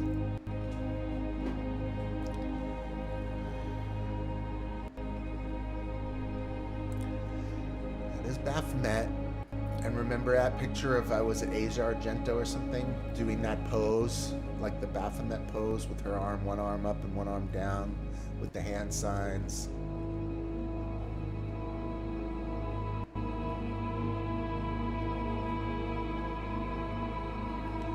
Masonic lodges in every suburb in the entire world. It's all Satanism everywhere, like all over the place. And then the people who are in it, if they're at the lower levels, don't even realize. And it's all a screening process. It's so dark. There is a fork in the road that's approaching you. And you can stay on the path which curves to the left by denying the existence of Satanism. All right, I'm going to stop this here because we're at the 2.5 hour mark. So now we are right on schedule for this 5-day deep dive. We've covered 2.5 hours so far of this 5.5 hour video. We will cover the next 2.5 hours over the next 2 days. And on Friday, we'll do the final half hour. And then hopefully all you guys will be here and we'll be able to do all this talking and stuff. So hold on. Now I'm going to go back and I'm going to start throwing some comments up that were coming through while we were watching the slideshow. So thanks for bearing with me. Like, I don't want to interrupt the slideshows by throwing the comments up. I also don't want you guys to think I'm ignoring you if you're commenting and I'm not paying attention. So in the days to come, I may just ignore them during the slideshows, even if those take a half hour, an hour, and then ultimately when I'm back on this screen, I'll get to the comments and commenting and all of that stuff. So we're just finding our way together. But let me see. The checkered floorboard is interesting. Yeah, right. What were you asking about Spock, Greg? It was basically that he was being shown throwing the different signs. So I had made a comment that was really a joke, but in the Star Trek movie where Spock gives up his life and that thing with Jim and where he's like, you know, the needs of the many outweigh the needs of the few or the one. I should have called him out right then and said that is a Luciferian concept that takes away constitutional and individual rights. And he was seeding that into the public, communism. He was seeding us with godless communists, even then in the Star Trek. So then Greg says, the Vulcan greeting is Shin, the first letter of the word for the power of God. So we're going to still do that one. You're right? May God bless you and keep you and stuff like that. Okay, so where does that leave us, you guys? That leaves us in a really interesting part where did I put this? Where did I put this? Yes, the deep dive, okay? So let me cut over here. We're going to finish today's live stream talking about the gospel of Jesus Christ, and we're going to talk about heaven and hell today because I promised Tony on Instagram that I would talk about heaven and hell today from the yogic perspective, okay? And I want to do that in the context of this whole slideshow that we're watching and everything that we're watching, because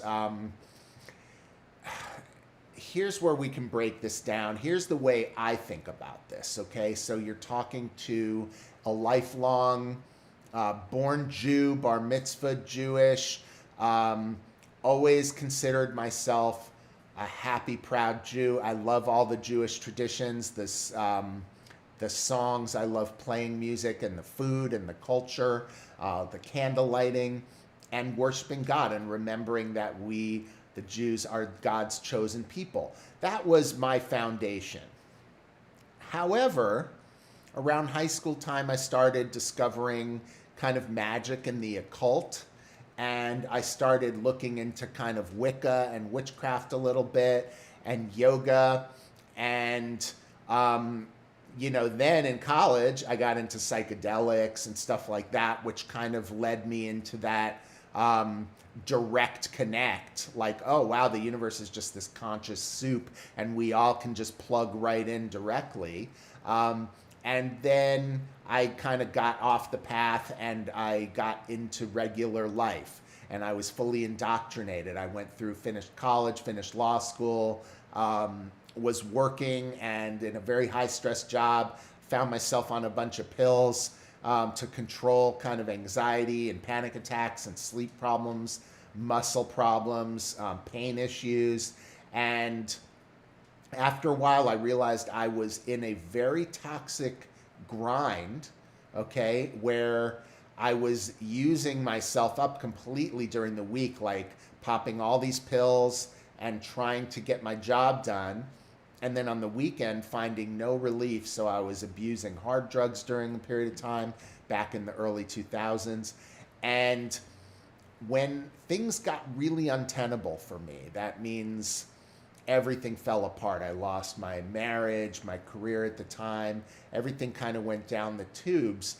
I doubled down and rediscovered yoga practices. And through yoga, this is many, many years before Jesus, through yoga, I was able to heal myself miraculously from drug abuse, possible addiction issues.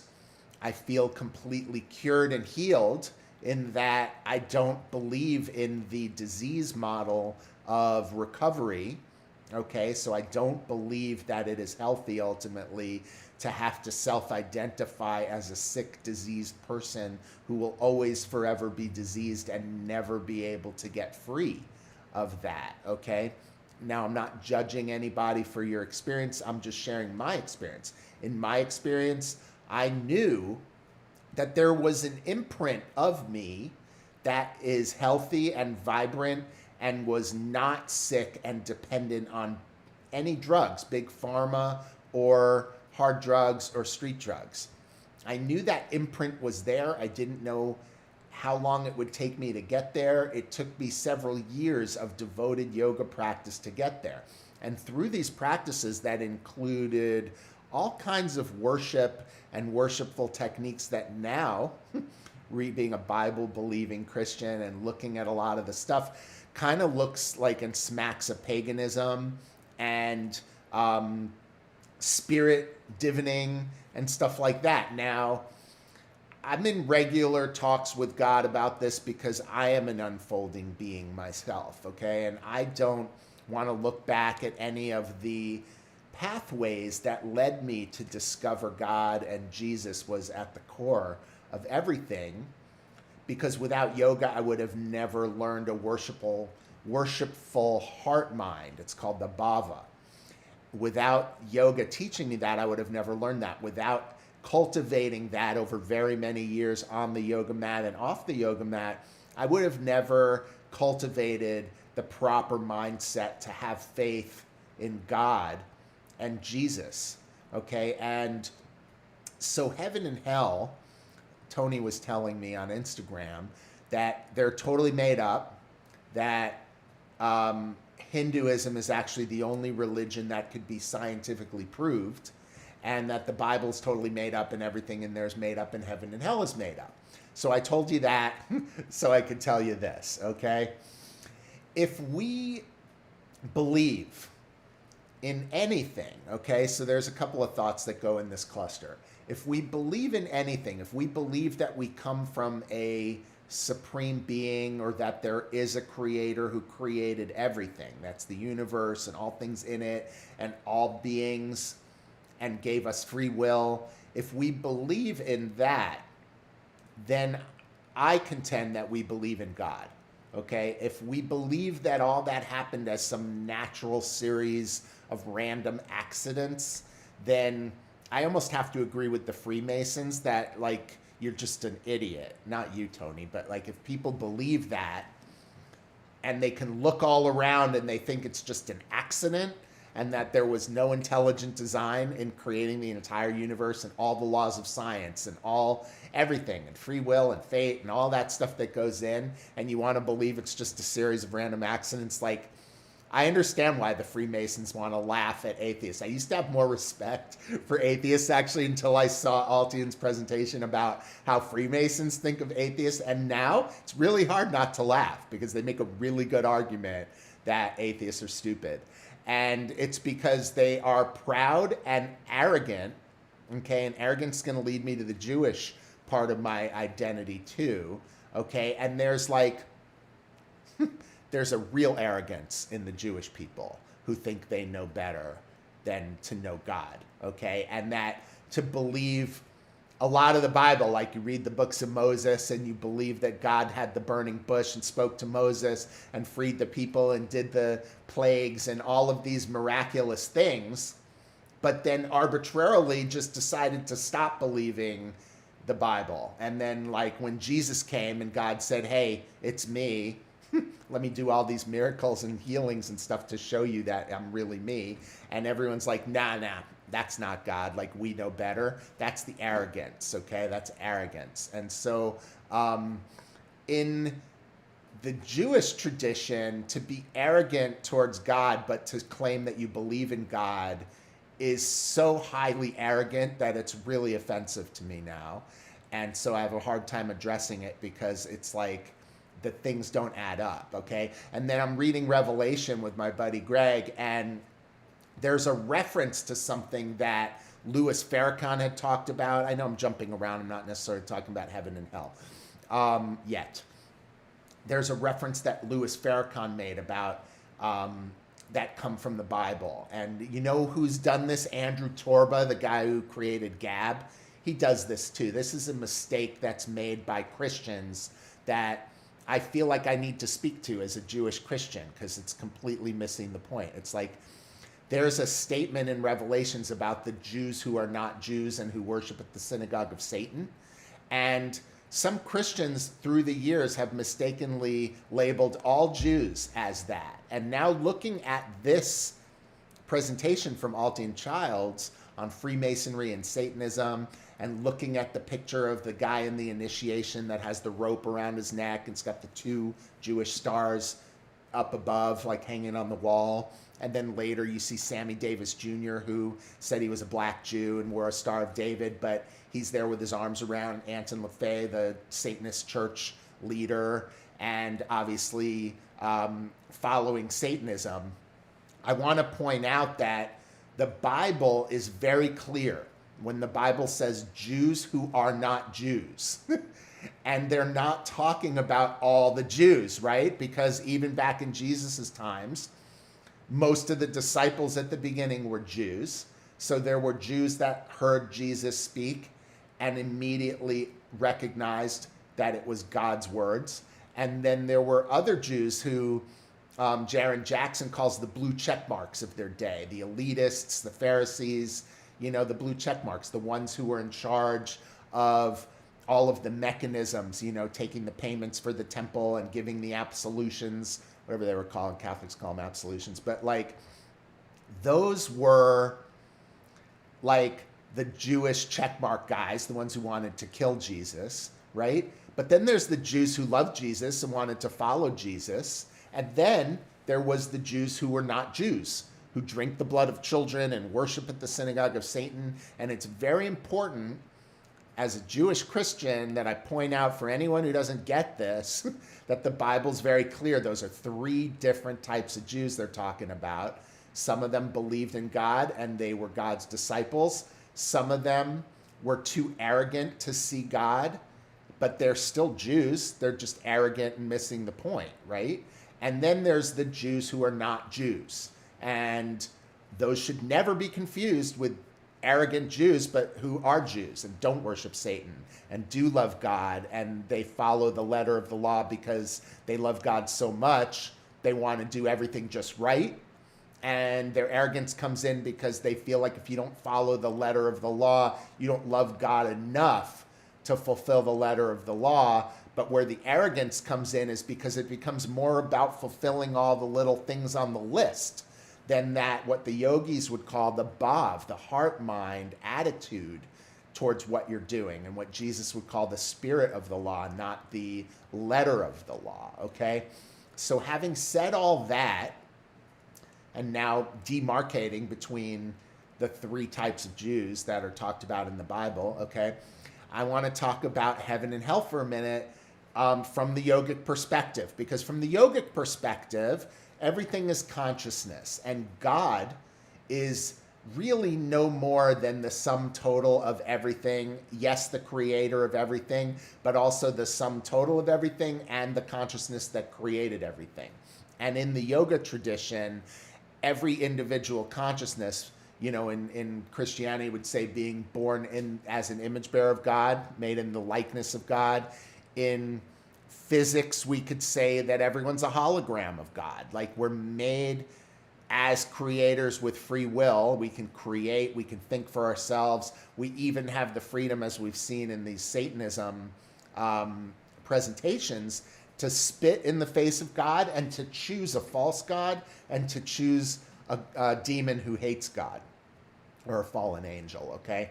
And so whether you believe that when you die, you go to a place and there's a long line, and there's a guy with a clipboard, and he's going to judge you, like it says, and then send you to the lake of fire, okay? Frankly, I understand why unbelievers have a hard time with that one, okay? With the yogic perspective, it helps me communicate a little better what I think that's all about, okay? Because the logistics of it don't matter. We don't know if there's a long line and a clerical type situation to wait at the pearly gates. We don't know anything like that. We don't know if it's a light and you follow the light, or if it's somebody who comes and they say, hey, follow me, or if you just are there kind of reviewing all your old memories. So I'm going to put it in this way for Tony, if you're watching, and for anyone else who's interested in the yogic perspective of heaven and hell. Okay, it's the way I see it, okay? When you die, your consciousness has evolved based on any of the works that you've done here in your meditative works, your yogic works, your studying, and your practice, to cultivate a certain frequency that will stay with you when you die and become basically your core resonance that will determine where you go next. And if it's in an electromagnetic kind of frequency and we lose our body, so all we have left is the energy of our mind stuff, some of that probably dissipates when the brain goes away, but then there's still some kind of a field. And that field is really like who you are at that time. Whatever energy units and consciousness units create your person, your non-physical person, is going to be there. And then that is basically like a floating around electric field, magnetic field, that's going to act very much like magnets in the universe, where it's going to be attracted to certain things and it's going to be repulsed from other things. So in the yogic perspective of heaven and hell, there are consciousness realms that exist when we lose the physical body, and those realms are available to us at the frequencies that we are existing at that time. So even when I say at that time, time doesn't really mean anything when you're non-physical, but whatever. So if there's a realm where there's no strife and everybody's in harmony and it's all peace and love, right?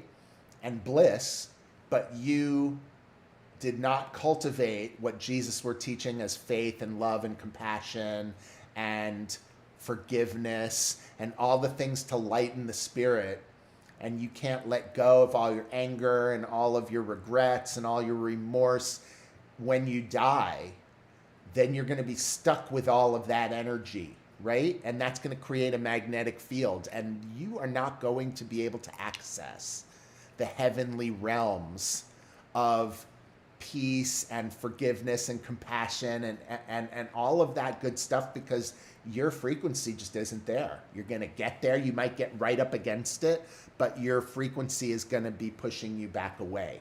So you may not even see it. You may not know it exists. And therefore you may continue in your unbelief to believe that heaven doesn't exist, but you will in fact be wandering aimlessly through the afterlife and the after realms, unable to access your God-given destiny, which is if you believe in the gospel of Jesus Christ and you believe in God and why he sent his one true son, which means he sent somebody who would be completely manifest and connected to him, that wouldn't be born and incarnated through forgetfulness. He would remember fully his connection with God, and that's why he was God's one true son, and he's able to speak God's words and he's able to manifest God's power because we are made in God's image. But like a hologram copy gets weaker and weaker every time you copy it, right? We're made in the image of God, but we're not powerful like God. We're just a mere fraction or a shadow of that. So when you are done with this life, if you believe in heaven, if you believe in Jesus, if you believe and see it in your mind's eye that you want to go to heaven, you want to be with God, you want to be with Jesus, you're going to be cultivating your frequencies, so to speak, while you're here, and you're going to be cultivating that energy. So when you leave here, you're going to be able to be received into that beautiful place that's free of all that strife and free of all that other stuff. Otherwise, and I talked about this a lot actually in my videos in the, not the first week, but in like the second week of June and the third week of June and the fourth week of June, I talked about this a lot in terms of what happens when you wake up after you die and you have regrets and you can't change anything anymore. That's where the torment really starts. And that's where hell and the idea of hell comes in, because even if you don't believe in an external realm where you're going to be sent to a lake of burning fire and you're going to have whatever, if you believe in the yoga model, then you believe that you are still at some level a conscious being when you leave this body. And when you do leave this body and you are a conscious being, you are going to have consciousness that's going to remember all of the opportunities you had here on earth, to remember the gift that God gave you and remember the invitation that he gave you, which was to rejoin him in these beautiful heavenly realms. And you decided for whatever reason that your unbelief of that was so important that you clung to that as a belief system. And you're like, that's made up and I don't believe that. That's actually belief when you unbelieve. So that's where I'm going to leave it today. I'm going to say that whether you believe in heaven and hell or whether you believe it's made up and you believe in the consciousness model, my 2 cents on this, my 5, 10 cents, however much I just shared with you, is that those are just different ways to say the same things. Tony and my friends who might think that way, okay? It doesn't matter what you call it. What matters is that there is some type of a thought form that makes sense to you, so you understand that your spirit and your soul is eternal living energy and your body is not. Your body is temporary and it's going to die. And when your body dies, something else happens and our consciousness and spirit goes somewhere. And so whatever your belief system is, if you just want to bring it down to your own conscience and take the third parties and the all-seeing, omnipotent God away from it and whatever, and just leave it to your own conscience, then I'm going to make even a more passionate plea for you of why you want to end up in heaven, because you can put yourself through more hell probably than any external being, because you know better than anyone all your secret disappointments. You know better than anyone where you have fallen short for yourself. That's in your own vision of yourself when you were a kid, that you'd be a certain place at a certain age. And if you didn't get there, it's like, you know, maybe no one else knows, but you know that you didn't do what you thought you were going to do. You didn't become what you thought you were going to become. You try to live forever in eternity with those types of regrets and not have any kind of omnipotent being like your creator come and put their hand on your shoulder and say, you know, it's okay, you tried, and I know that you love me and you remember where you came from. Come home and we'll rest now for 1,000 years or whatever. You know, so whatever it is that you believe, I just encourage you to deepen your relationship and understanding with the gospel of Jesus Christ, because it's there for you. It's accessible to you to read that anytime. And even if you believe it's a fairy tale and you believe that it's all made up, and you think there was some dude or dudes that were so smart, they were able to weave together all of this stuff from the Old Testament and the New Testament and all the references and how, like, side comments that when you look actually reference something in the Old Testament. It makes so much sense. But if you believe that it was just written by scribes or people who were just so smart they were able to put that all together, then okay, let's say that they put in so much of their time and effort to do that, okay? And some people would say it's because they just want to control everyone. But I've been reading the Bible now for a while, and I haven't seen anything in there that makes me feel like I have to go submit my power to anybody else. So I don't believe that. I know that there have been men who've created institutions and then used their power to corrupt and give themselves more power and take advantage. You know, I understand that happens, but that has nothing to do with God or the Bible. So anyway, let's come back here, finish this up. I hope I didn't lose you guys. We went over 2 hours today. But I said that I would talk about this, and I hope that it makes sense. So tomorrow we're going to come back. We're going to watch the next hour and 15-minute segment of Altiyan's video presentation on Freemasonry and Satanism, and how this is the secret religion that everyone belongs to in power and influence, from celebrity and politics and culture and art, and everyone you've ever known in your whole life practically is part of this club. And that is why the world seems to be going downhill in such a dark place, because it's literally being controlled by devil worshippers. So with that, my friends, like, wow. Spend the rest of the day shoveling your jaw off the floor. And I will see you back here at 3 p.m. Pacific tomorrow for the next installment, day 3 of this 5-day deep dive. I want to thank Altiyan Childs and send him love and blessings in the name of Jesus Christ, and so much gratitude for putting this presentation together. And thank you for letting me show this to my audience and my friends. And everyone, will see you back here tomorrow at 3 on the Evan J live stream. This is Evan J signing off.